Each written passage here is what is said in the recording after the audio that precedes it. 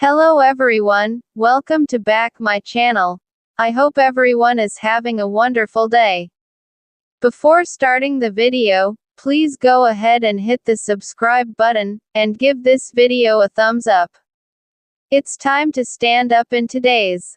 The week of April 20 to 24 on The Young and the Restless delivers one of the most terrifying and emotionally charged storylines in recent memory, as Nick Newman's world shatters in a single, horrifying moment. After months of struggling with the haunting loss of his daughter, Cassie's anniversary, and the constant pressure of the Newman dynasty, Nick's grief and guilt finally reach a catastrophic breaking point. In a scene that will leave fans breathless, Nick is found unconscious at home by none other than his worried sister, Victoria, who had stopped by to check on him after he failed to answer calls for hours. Panic sets in when Victoria discovers empty prescription bottles scattered around Nick's living room, a devastating mix of painkillers and alcohol that he has been secretly abusing to numb his emotional pain. The paramedics are called, and the Newman family races to the hospital, where a pale, limp Nick is rushed into emergency care. Sharon, who has been worried about Nick's increasingly reckless behavior but had no idea about the severity of his addiction, breaks down in the waiting room, blaming herself for not seeing the signs sooner. Meanwhile, Nikki and Victor are torn between fury and heartbreak, Victor raging at himself for pushing Nick too hard, while Nikki quietly weeps, flashing back to her own battles with alcoholism. Doctors reveal that Nick has overdosed and is in critical condition, fighting for his life. The prognosis is uncertain, and the family is told to prepare for the worst. As the episode unfolds, flashbacks show Nick's last interactions, a tense argument with Adam, a desperate phone call he almost made to Chelsea, and a final, heartbreaking goodbye to Faith that she didn't realize was a goodbye.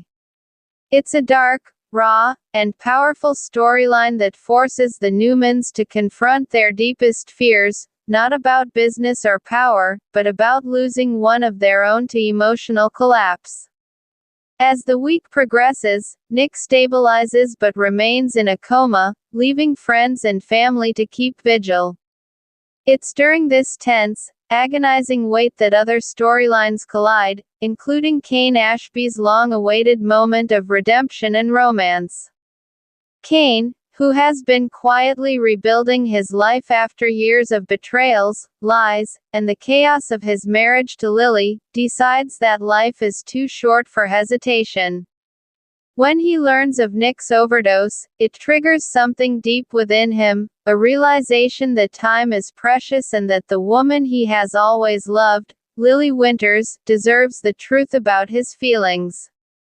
Despite their painful divorce and the hurt they've inflicted on each other, Kane shows up at Lily's door in the middle of the night, rain soaking through his jacket, visibly shaken by the news of Nick's brush with death. He doesn't make a grand, calculated speech. Instead, in a trembling voice, he tells Lily that he still loves her, that he always has, and that he wasted years pretending otherwise. He pulls out a small velvet box, not an engagement ring, but a simple gold band with an inscription from their wedding that she thought he had lost years ago. He explains that he has kept it in his sock drawer for 3 years, taking it out on every bad day to remind himself of the only good thing he ever got right. His big gesture isn't about manipulation, it's about vulnerability. He tells Lily that she doesn't have to answer, that he doesn't expect forgiveness, but that he needed to say it out loud before another tragedy stole the chance. This raw, emotional declaration catches Lily completely off guard. She has been trying to move on, building a life without Kane, but seeing him so broken and honest, without the usual walls or charm, forces her to confront her own lingering feelings. Their shared history, their children, the love that never fully died, it all rushes back. In a quiet moment, she reaches out and holds his hand, not saying yes, but not saying no either, which speaks volumes. Meanwhile, back at the hospital, other residents of Genoa City gather for Nick. Phyllis, who has had her own toxic dance with Nick, arrives with tearful guilt, while Summer sits frozen in shock, barely able to speak. Even Adam stands in the hallway, visibly conflicted, their rivalry suddenly meaningless in the face of potential death. By the end of the week, Nick opens his eyes briefly, enough to squeeze Nikki's hand, but the road to recovery will be long and painful.